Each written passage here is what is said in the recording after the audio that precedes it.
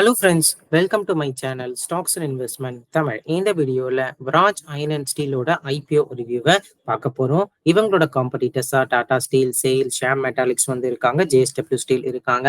இவங்களோட projections returns எப்படி இருக்குன்னு சொல்லியும் பார்த்துடுவோம். நீங்க இந்த சேனலோட முதல் வியூவராக இருந்தீங்கன்னா மறக்காம இந்த சேனலை சப்ஸ்கிரைப் பண்ணி உங்க ஆதரவை தெரிவிங்க. ஆல்ரெடி சப்ஸ்கிரைபரா இருந்தீங்கன்னா உங்க ஆதரவுக்கு மிக்க நன்றி. டிஸ்க்ளைமர் என்னன்னா, நாங்க செபி ஃபினான்ஷியல் அட்வைசர் வந்து கிடையாது. நீங்க இன்வெஸ்ட்மெண்ட் டிசிஷன் எடுக்கிறதுக்கு முன்னாடி ஒரு செபி ஃபினான்ஷியல் அட்வைசரை மறக்காம கன்சல்ட் பண்ணணும். இந்த கம்பெனி வந்து 2004 ஸ்டார்ட் பண்ண கம்பெனியா வந்து இருக்காங்க. இவங்க முக்கியமா ஸ்டீல் ஆலைட் ப்ராடக்ட்ஸை தயாரிக்கிற கம்பெனியா இருக்காங்க.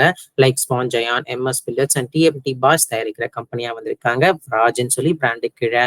இவங்களோட ஃபினான்ஷியல் மெட்ரிக்ஸ் வந்து பார்த்துருவோம். இந்த கம்பெனி 2021 டோட்டல் இன்கம் 290 கோடி, ப்ராஃபிட்டா 10 கோடி. 2022 டோட்டல் ரெவன்யூவா 414 கோடி, ப்ராஃபிட்டா 28 கோடி. 2023 டோட்டல் ரெவன்யூவா 517 கோடி, ப்ராஃபிட்டா 53 கோடி பார்த்திருக்காங்க. 9 months ஃபினான்ஷியல் 2024 இவங்களோட டோட்டல் இன்கம் 304 கோடி, ப்ராஃபிட்டா 44 கோடி அளவுக்கு இருக்கு. ஏர்னிங்ஸ் பெர் ஷேர் வந்து பாத்தீங்கன்னா 18 ரூபாய் 03 பைசாவா வந்து இருக்கு. Return on net worth percentage வந்து பாத்தீங்கன்னா 36.20% இருக்கு. Net asset value per share 75 ரூபாய் 84 பைசாவா இருக்கு. டோட்டல் போரோயிங்ஸ் 49 கோடியா இந்த கம்பெனி கிட்ட இருக்கு. ஸோ இந்த கம்பெனியோட ஐபிஓ டேட்ஸ் வந்து பாத்தீங்கன்னா 26 to 28 June 2024. ஐபிஓ பிரைஸ் 195 ரூபாயிலிருந்து 207 ரூபாய் ஒரு ஷேர் இருக்கு. ஃப்ரெஷ் இஷ்யூ 171 கோடி. ஸோ ஸ்மால் சைஸ் ஐபிஓ, ஓரளவுக்கு நல்ல லிஸ்டிங்லையும் சரத்துக்கும் வாய்ப்புகள் வந்து இருக்கு. லாட் சைஸ் வந்து பாத்தீங்கன்னா 72 ஷேர் 14,904 ரூபாவா வந்திருக்கு. ஃபேஸ் வேல்யூ 10 ரூபாய். ரீட்டைல் அலோகேஷன் 35% இருக்கு. Listing on NSC and BSC. So இந்த கம்பெனியோட லிஸ்டட் பிஎஸ் யாரெல்லாம் பாத்தீங்கன்னா Godavari power and Ispat limited, Sarda energy and Shyam Metalics and energy லிமிடெடா வந்து இருக்காங்க. இபிஎஸ் வைஸ் கம்பேர் பண்ணும்போதும் சரி, return on net worth compare பண்ணும்போதும் சரி, இவங்க return on net worth percentage இவங்க பிஎஸ் பீட் பண்ணிருக்காங்க. இபிஎஸ்ல கொஞ்சம் அண்டர் பெர்ஃபார்மிங்கா வந்து இருந்திருக்காங்க. இவங்களோட ரெவன்யூ வந்து பாத்தீங்கன்னா இவங்க பிஎஸ் கம்பேர் பண்ண சொல்ல மிக மிக குறைவாவே வந்து இருக்கு. ஸோ இந்த கம்பெனியோட அலாட்மெண்ட் டேட் வந்து 1st July 2024, initiation of refund 2nd July 2024, transfer of shares to demat account 2nd July 2024, IPO listing date வந்து பார்த்தீங்கன்னா 3rd July 2024 இருக்கு. ஸோ இப்போ இந்த கம்பெனில வந்து அப்ளை பண்ணலாமா வேண்டாமா, லிஸ்டிங் இன்ஸ் எப்படி இருக்க போகுது, company overview, short term long term எப்படி இருக்க போகுதுன்னு வந்து பார்த்துருவோம். ஸோ ஓவராலா இந்த கம்பெனியோட மெட்ரிக்ஸ் எடுத்து பார்க்கும்பொழுது நல்லாவே வந்து அவங்க EBITDA margins, gross margins, PAT margins வந்து வச்சிருக்காங்க. ஸோ இவங்களோட டோட்டல் இன்கம் வந்து பாத்தீங்கன்னா 33.4% சிஏஜிஆர்ல இன்க்ரீஸ் ஆயிருக்கு கடந்த 3 ஃபினான்ஷியல் இயர்ல. எபிட்டா மார்ஜின்ஸ் வந்து பாத்தீங்கன்னா 67.2% சிஏஜிஆர்ல இன்க்ரீஸ் ஆயிருக்கு கடந்த 3 ஃபினான்ஷியல் இயர்ல. ப்ராஃபிட் ஆஃப்டர் டாக்ஸ் மார்ஜின்ஸ் வந்து பாத்தீங்கன்னா 121.7% சிஏஜிஆர்ல இன்க்ரீஸ் ஆயிருக்கு கடந்த 3 ஃபினான்ஷியல் இயர்ல.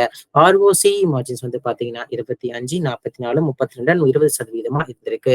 அதாவது ப்ராஃபிட்டை குறிப்பிடுறதுக்கு, அதாவது ஒரு ஷேர் நம்ம ₹1 இன்வெஸ்ட் பண்ணா எவ்வளவு ரிட்டர்ன்ஸ் தராங்க அதை குறிக்கிற ஆர்ஓ எடுத்து பார்க்கும் பொழுது 23, 38, 32, 19% வந்து இருக்கு. ரிட்டர்ன் நெட் வொர்த் பெர்சன்டேஜ் 23.78% வந்து இருக்கு. ஸோ இவங்களோட இபிஎஸ் வந்து 21.84 கம்பேர் பண்ண சொல்லும்போது பிரைஸ் டு earning ratio 9.48 வந்து இருக்கு.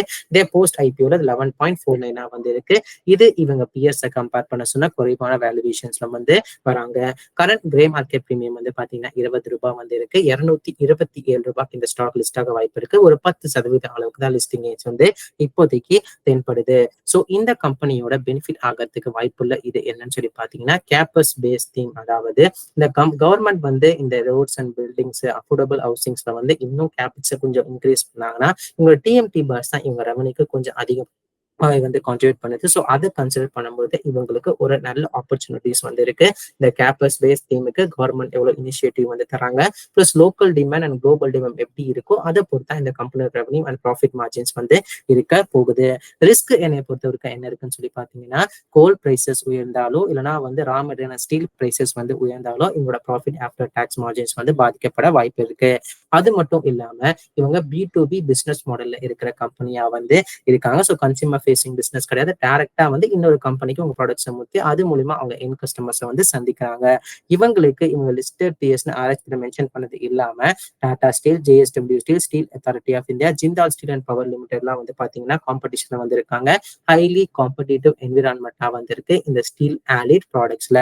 அது மட்டும் இல்லாம இயர் டு டேட்ல கேலண்டர் இயர் 2023ல வந்து பாத்தீங்கன்னா குளோபல் க்ரூட் ஸ்டீல் ப்ரொடக்ஷன் வந்து ஃபிளாட்டா தான் வந்திருக்கு. என்ன ஐஎம்எஃப் எக்ஸ்பெக்ட் பண்றாங்கன்னா குளோபல் எக்கனாமிக் ஸ்லோடவுன் வரதுக்கு வாய்ப்பு இருக்கு. ஸோ growth வந்து போன வருஷத்தை கம்பேர் பண்ண சொல்லும்போது இந்த வருஷம் வெறும் 2.9% அளவுக்கு தான் இருக்கும்னு சொல்லி எதிர்பார்க்கப்படுது.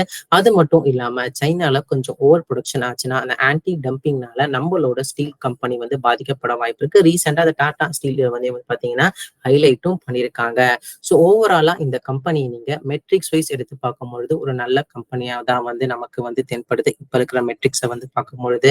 ஆனா ஷார்ட் டேர்ம்ல கொஞ்சம் பிரச்சனைகள் வந்து இருக்கு. லைக் ஐஎம்எஃபோட குளோபல் எக்கனாமிக்ஸோட இருந்தாலும் சரி, குளோபல் ஸ்டீல் ப்ரொடக்ஷனோட டிமாண்ட் கொஞ்சம் வீக்கா இருக்கிறதுனால ஷார்ட் டேர்ம்ல இந்த ஸ்டாக்குக்கு ப்ரெஷர் வர வாய்ப்பு இருக்கு. பட் லாங் டேர்மை பொறுத்த வரைக்கும் இந்த கோல் பிரைசஸும் ஸ்டீல் பிரைசஸும் இந்த கம்பெனியோட ரெவன்யூ அண்ட் ப்ராஃபிட் மார்ஜின்ஸை வந்து முடிக்கப்படுது.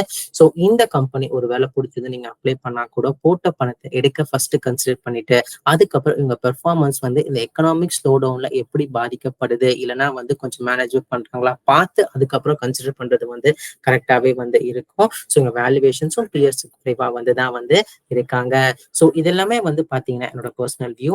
நீங்க இந்த மாதிரி ஐபிஓல இன்வெஸ்ட் பண்றதுக்கு முன்னாடி ஒரு தடவை கண்டிப்பா அனலைஸ் பண்ணணும். இந்த வீடியோ உங்களுக்கு பிடிச்சிருந்தா லைக் பண்ணுங்க. ரெகுலர் வீடியோ அப்டேட் லைக்கான கிளிக் பண்ணுங்க. மறக்காம ஸ்டாக்ஸ் இன்வெஸ்ட்மெண்ட் சேனல் சப்ஸ்கிரைப் பண்ணுங்க. தேங்க்ஸ் ஃபார் வாட்சிங் ஸ்டாக்ஸ் இன்வெஸ்ட்மெண்ட் தமிழ் சேனல்.